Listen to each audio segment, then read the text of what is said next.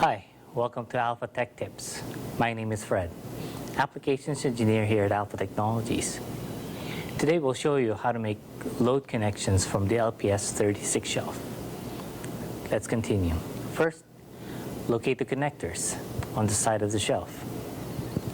Here are the connectors.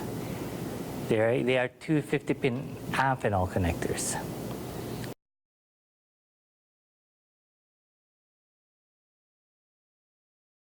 Now grab the cables, plug it in, and tighten the screw.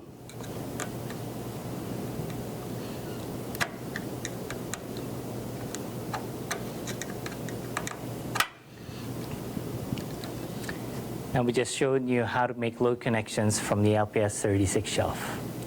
For more Alpha Tech Tip videos, please visit our website at www.alpha.ca/tech tips.